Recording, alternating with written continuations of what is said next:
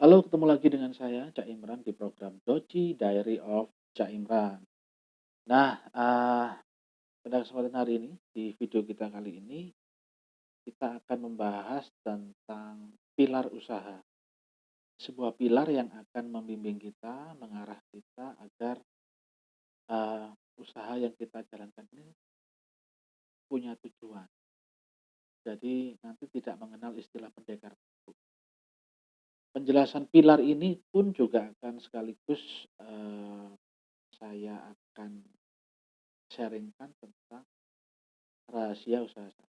Jadi hari ini spesial 9 pilar usaha sekaligus tentang aplikasi 9 pilar usaha di usaha saya, yaitu usaha kebab Imran. Siap ya? Oke, kita akan mulai. Siapkan diri. Oke, yang pertama sebelum kita ini memulai usaha, kita ini harus menentukan omset dulu. Ya dong. Sebenarnya kita ini bikin usaha itu pengennya omsetnya berapa sih? Ya kan? Omset berapa, sehingga dengan omset itu kita akan mengetahui sebenarnya profit kita, keuntungan kita itu berapa. Jadi seperti di usaha saya, sekaligus saya berikan contoh ya. Sebelum memulai usaha, saya sudah menentukan omset bahwa saya sebulan saya berkeinginan mendapatkan profit bersih 5 juta. Nah, eh, apa yang saya lakukan? Saya membedah sebuah bisnis kebab dengan membuat SOP. Nanti SOP yang sudah saya buat saya akan sharekan di video berikutnya ya. Jadi ketika saya bedah dengan membuat SOP, satu porsi kebab yang harganya Rp10.000, saya mendapatkan keuntungan bersih atau profit bersih sebesar Rp2.000. Sehingga saya bandingkan dengan keinginan saya, dalam sebulan saya mendapatkan 5 juta. Jadi akhirnya 5 juta saya bagi satu bulan, ini efektif 25 hari ya karena ada libur. Jadi 5 juta saya bagi 25 hari, ketemunya 200.000. Jadi satu hari saya harus mendapatkan profit bersih 200.000. Padahal satu porsi kebab saya mendapatkan 2.000. Sehingga satu hari ketika saya menginginkan saya harus mendapatkan 200.000, maka setidaknya saya harus menjual 100 kebab dalam satu hari. Sehingga 2.000 kali 100 kebab, saya akan mendapatkan 200.000. Apakah mungkin? Mungkin, tapi berat. Nah, akhirnya ketika saya menemukan fakta bahwa untuk mendapatkan pemasukan bersih 5 juta sebulan, saya seharinya saya setidaknya harus menjual 100 porsi. Maka ada dua opsi nih yang harus saya tentukan. Saya bekerja keras dengan target yang luar biasa. Jadi karyawan saya push wajib menjual minimal tidaknya 100 porsi dalam sehari. Saya putuskan membuka 5 outlet. Karena dengan 5 outlet, 100 porsi sehari ini, satu outlet bisa terbagi dan ringan, sehingga saya tidak perlu mempush karyawan saya dengan keras. Sehingga satu hari, satu outlet saja kebagian 20 porsi saja. Sehingga dalam sehari saya tetap mampu mencapai pemasukan atau menjual 100 porsi sehari dibagi 5 outlet. Pada akhirnya dengan pencapaian 100 porsi sehari itu akan terasa ringan karena terbagi di 5 outlet, sehingga dalam satu bulan akan mencapai 5 juta pemasukan. Jadi bisa dipahami ya. Jadi itu fungsinya.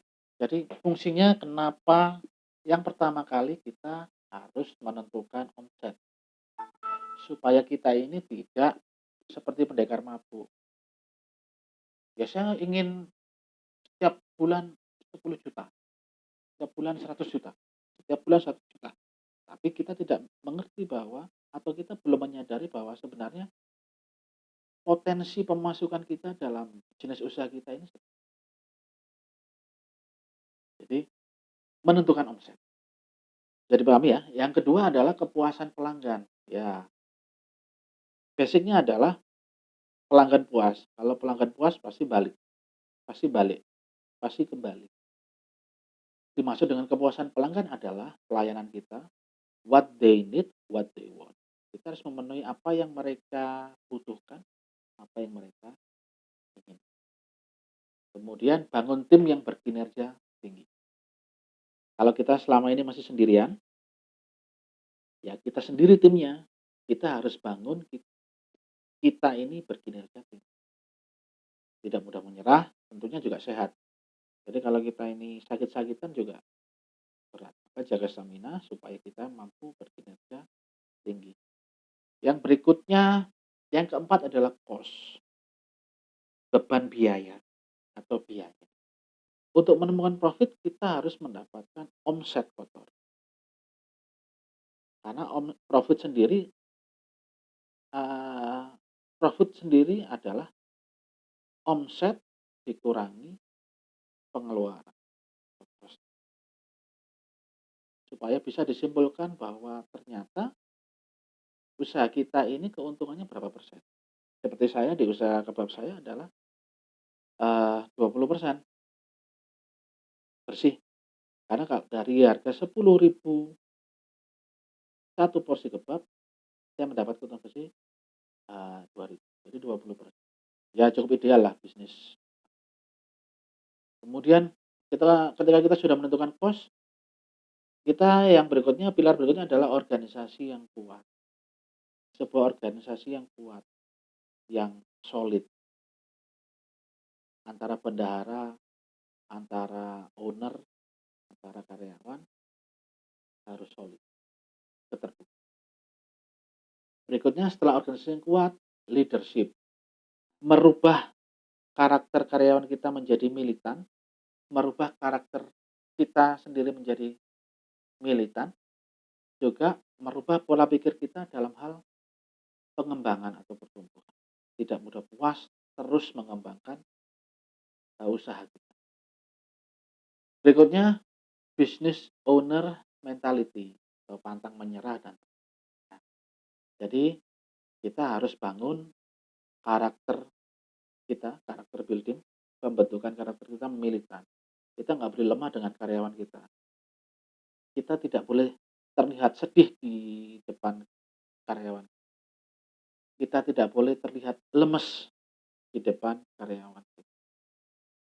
Sehingga kita memberikan energi yang positif kepada karyawan. Berikutnya, human dignity. Nah, human dignity juga penting. Maksudnya human dignity adalah rasa cinta kita kepada konsumen, kepada orang lain. Ini untuk membekali kita, ini untuk membatasi kita supaya kita ini tidak tanda kutip money oriented, tanda kutip menghalalkan segala cara.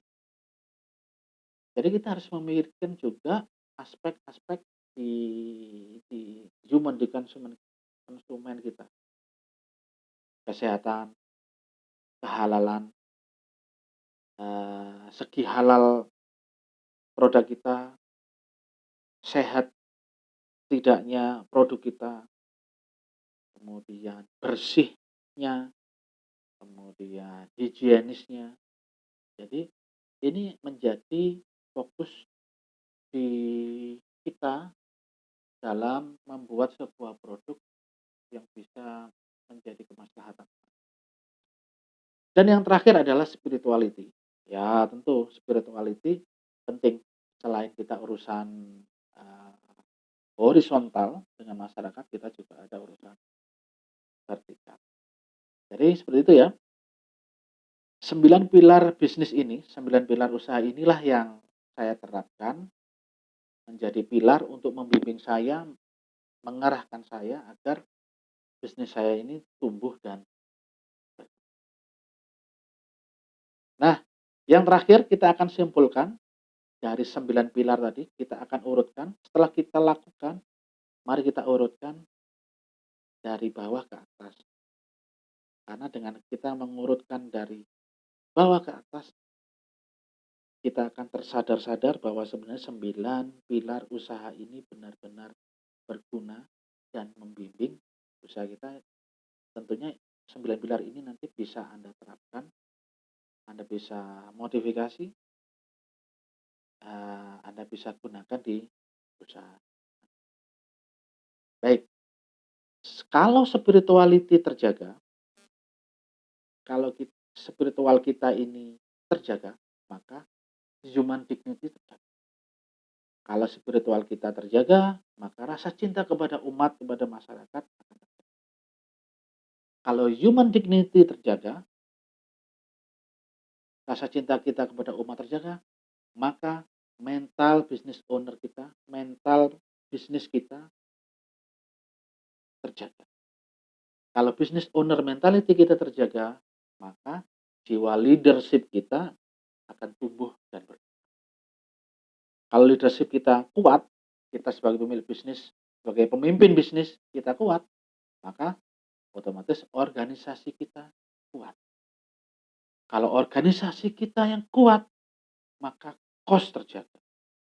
Karena apa? Sebuah organisasi yang kuat nanti akan mengetahui bahwa di sini ada pemborosan, di sini ada penghematan. Mana nih yang pemborosan bahan baku?